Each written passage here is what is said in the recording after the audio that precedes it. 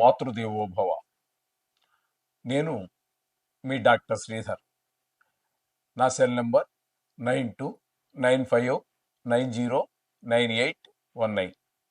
ఇప్పుడు మనం చెప్పుకోబోయే విషయం ఏంటంటే రవి సంక్రమణం.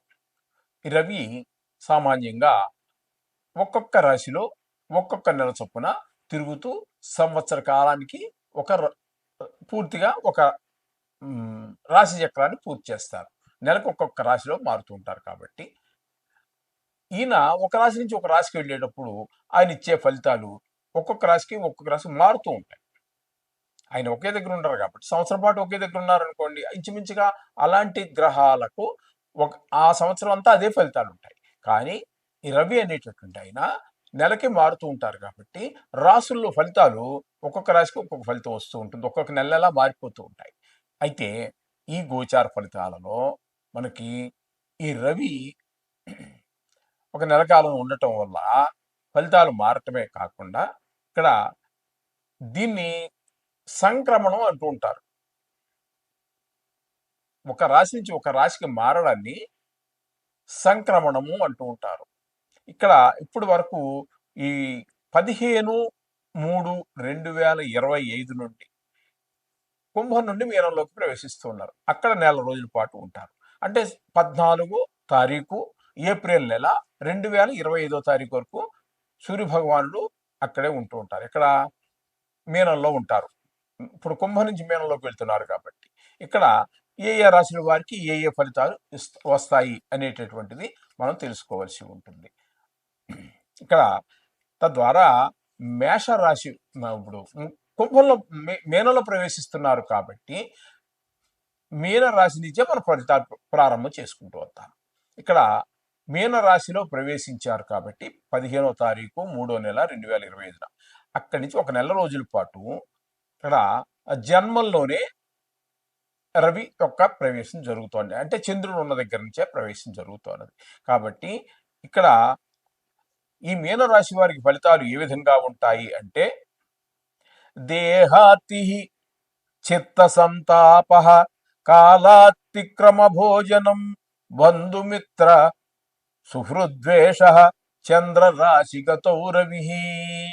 చంద్రుడు ఉన్నటువంటి రాశిలో గనక సూర్య భగవాను ప్రవేశిస్తే అక్కడ ఆ రాశి వారికి అంటే మీనరాశి వారికి ఫలితాలు ఈ విధంగా చెప్పబడ్డాయి. శాస్త్రం శరీరానికి రోగం, దేహార్తి అంటే శరీరానికి రోగము, చిత్త సంతాప మనసు విచారము, కాలాతిక్రమణ భోజనం అంటే అకాలంలో భోజనం చేయటం.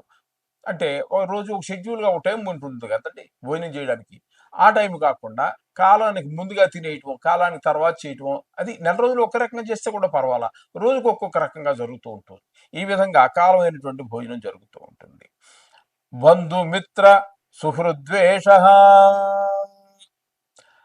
మిత్రులు, పరివారం, బంధువులు అందరితో కూడా మనకి శత్రుత్వం పెరిగిపోతుంది.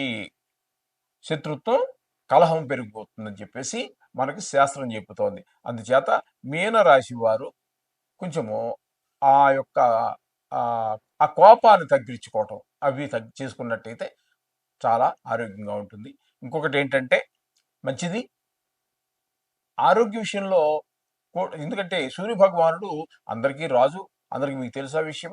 అలాగే సూర్య భగవానుడు ఆరోగ్యం భాస్కరాది చేతు అన్నారు కాబట్టి ఇక్కడ అనుకూలమైనటువంటి ప్రదేశం కాదు. కాబట్టి ఇక్కడ మీనరాశి వారికి చిన్న చితక అదే రోంప, దగ్గు ఇలాంటి చిన్ని కొన్ని అనారోగ్య సమస్యలు కూడా పొడచూపేటటువంటి అవకాశం ఉందని చెప్పి మనకు శాస్త్రం చెబుతోంది.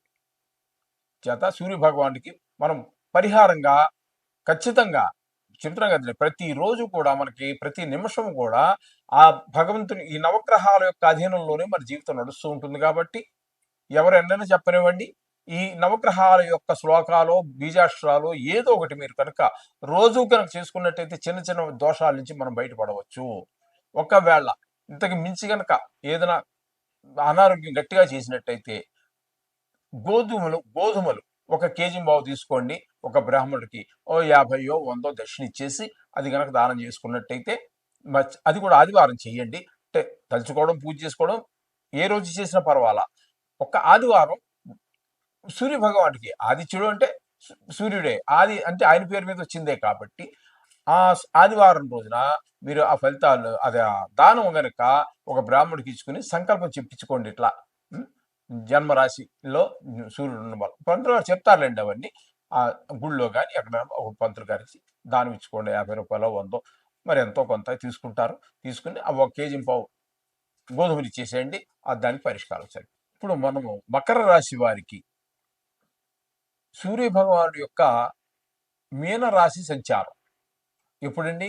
15వ తారీఖు మార్చి నెల 2025న రవి కుంభరాశి నుండి మీనరాశిలోకి ప్రవేశిస్తూ ఉన్నారు. ఈ ఈ నెల రోజుల పాటు ఈ మకర రాశి వారికి ఏ విధమైనటువంటి ఫలితాలు ఉంటాయి అనేది మనం సశాస్త్రీయమైనటువంటి పద్ధతిలో తెలుసుకునే ప్రయత్నం చేద్దాము. ఇక్కడ శాస్త్రం ఏం చెప్తోంది అంటే, ఇక్కడ మకర రాశికి 3వ స్థానం అవుతుందండి.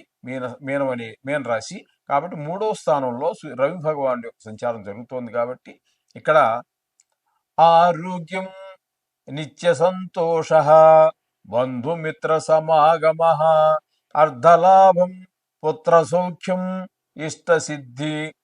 ఇష్టసిద్ధి తృతీయగే. తృతీయగే అంటే 3వ స్థానంలో రవి యొక్క సంచారం ఎలా ఉంటుందంటే ఆరోగ్యం చాలా బాగుంటుంది. నిత్య సంతోష, ఈ నెల రోజులు కూడా మీకు నిత్య సంతోషంగా ఉండేలాగా ఆ సూర్య భగవానుడు మిమ్మల్ని కాపాడుతూ ఉంటాడు. బంధుమిత్ర సమాగమ, బంధువులు మిత్రులు వీళ్ళందరూ కలవటం జరుగుతుంది. అంత ఆనందమే కదండి. బంధువులు మిత్రులు వీళ్ళందరూ కలిసినప్పుడు మనకి తప్పకుండా ఆనందం కలుగుతూ ఉంటుంది వాళ్ళు కలవడం ద్వారా. అర్ధలాభం, అర్థం అంటే ఇక్కడ ధనం అనే అర్థాన్ని తీసుకోవాలండి. అంచేత మీకు ఆదాయం కూడా బాగుంటుంది. పుత్ర సౌఖ్యం, పిల్లలు కూడా బాగా చదువుకోవటం, ముద్దుగా మాట్లాడడం, మంచి ఆలోచన చేయడం, దెబ్బలు తగిలించుకోకుండా హాయిగా తిరుగుతూ ఉన్నట్టయితే మన పిల్లలు కళ్ళ ముందు హాయిగా గెంతుతుంటే మనకు చాలా ఆనందంగా ఉంటుంది. ఆ విధంగా పుత్ర సౌఖ్యం. ఇష్టసిద్ధి, మనం ఏదైతే అనుకున్నామో అన్నీ కూడా సిద్ధిస్తూ ఉంటాయటండి. ఈ తృతీయ స్థానంలో రవి యొక్క సంచారం వలన మకర రాశి వారికి అద్భుతమైనటువంటి ఫలితాలన్నీ కూడా సూర్య భగవానుడు ఇస్తూ ఉన్నారు.